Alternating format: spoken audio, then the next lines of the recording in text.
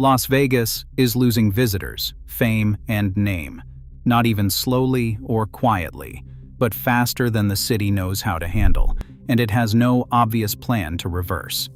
Reality catches up with the machine that people said couldn't be stopped. Even celebrities avoid the place, and here's why. For 4 decades, Las Vegas was the most reliable engine of tourism in the Western world. A city that had no natural reason to exist in the middle of the Mojave Desert, and yet became one of the most visited destinations on the planet through sheer force of manufactured desire. The numbers always went up. The Strip always added a new tower. The spectacle always found a way to be more spectacular than the last version of itself. And then, quietly, the math stopped working. The visitor volume numbers still look defensible from a distance. But the composition of those visitors, what they spend, how long they stay, whether they come back, tells a story that the Las Vegas Convention and Visitors Authority has been very carefully not telling out loud. Spending per visitor has been under pressure for years. The casino floor, which was always the economic engine that everything else was built around, is generating a shrinking share of total resort revenue. And the traveler who used to anchor the Las Vegas economy, the middle-income American who saved for a long weekend, gambled a few $100s at the tables, ate at a decent steakhouse, and went home feeling like they had lived a little, is disappearing from the demographic picture. Where they went is not mysterious. They went somewhere that did not treat them like a revenue extraction problem. Start with the cost, because the cost is where the story begins to crack. Las Vegas built its mythology on value. The cheap buffet was not incidental. It was a strategy. The discounted room rate was not generosity. It was acquisition. The logic was coherent, and it worked for decades. Subsidize the entry costs so aggressively that the customer feels like they are getting away with something, and then recapture the margin at the tables. Give them the feeling of a winner at the buffet line, so they are in the right psychological state to absorb losses at the blackjack table. That model began to collapse sometime in the early 2010s and accelerated significantly after the pandemic. The cheap buffets are gone. Not struggling. Gone. The Bellagio buffet closed. The Wynn buffet closed. The Rio, which ran the largest buffet operation in the city for decades, shut it permanently. The affordable hotel room, which was the other pillar of the value proposition, has experienced price increases that would be extraordinary in any market and are genuinely difficult to justify in this one. A standard room on the Strip on a weekend now routinely costs what a similar room in a genuine luxury destination in Europe would cost. And Las Vegas is not a genuine luxury destination in Europe. It is a themed entertainment complex in the Nevada desert.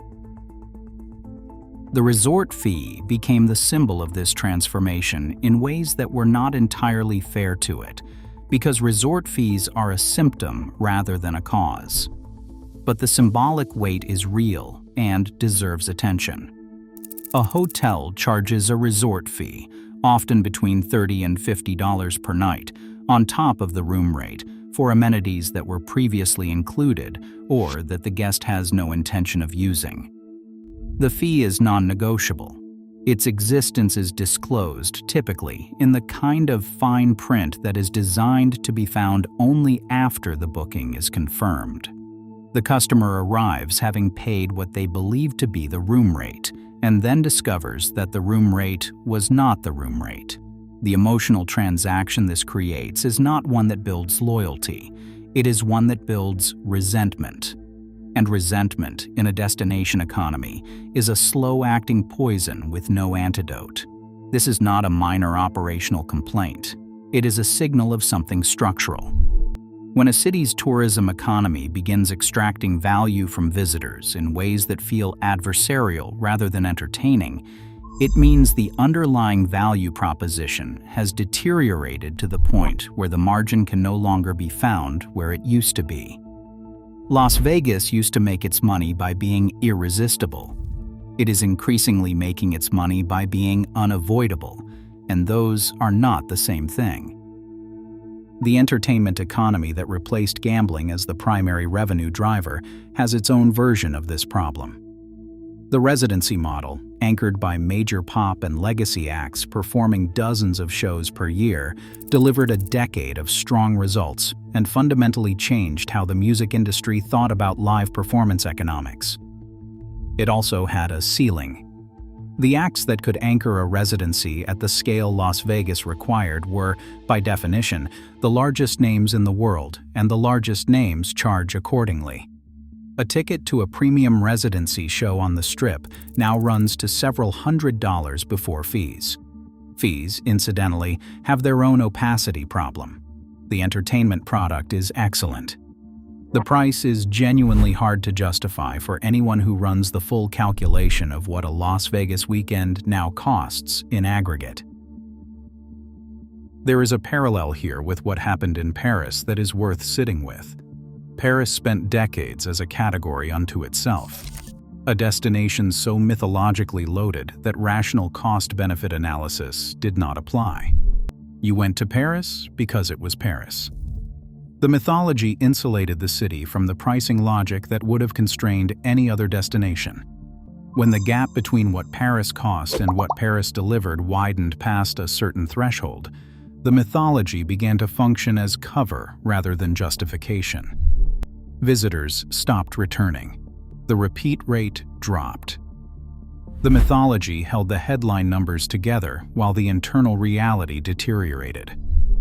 Las Vegas is in a version of that moment. The brand is still enormous. The awareness is still universal. But the brand is no longer doing the work it used to do, which was to make people set aside the numbers and come anyway.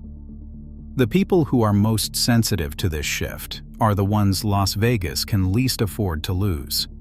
Not the high rollers, who exist in a separate economic universe where the normal calculations do not apply.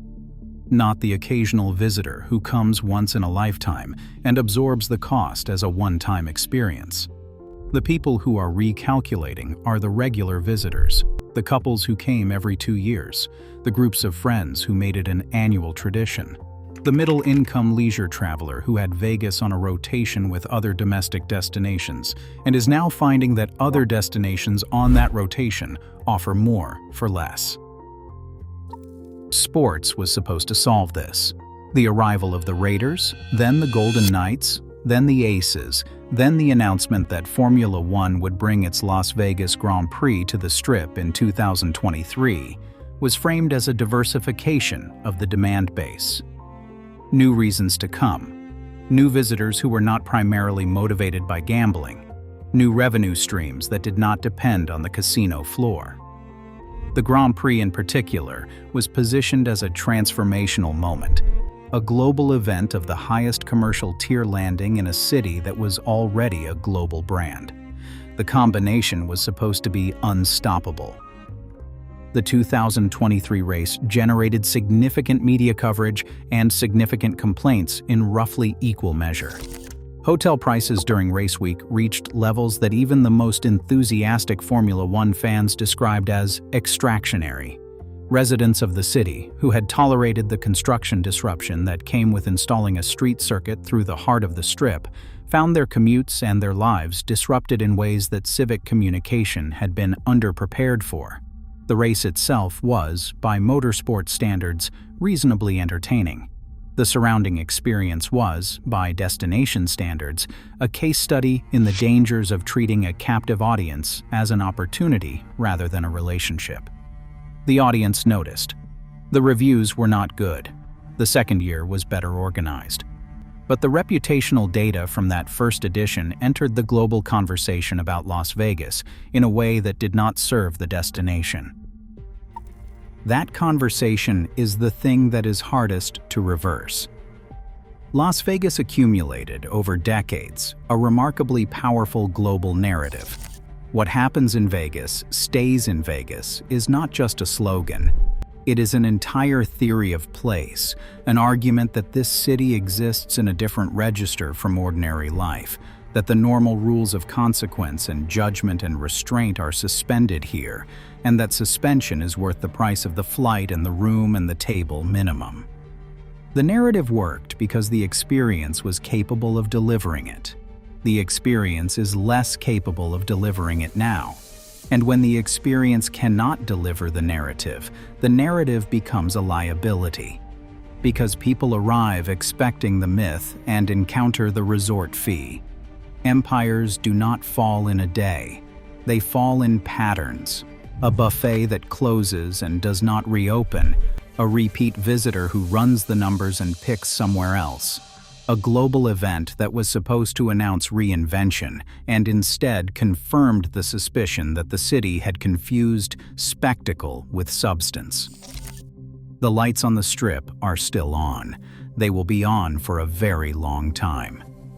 But the specific gravity that made Las Vegas the automatic answer to the question of where to go when you wanted to feel like the rules did not apply to you, that is weakening. And a city built entirely on the promise of that feeling has very little left to offer once the feeling stops arriving on schedule.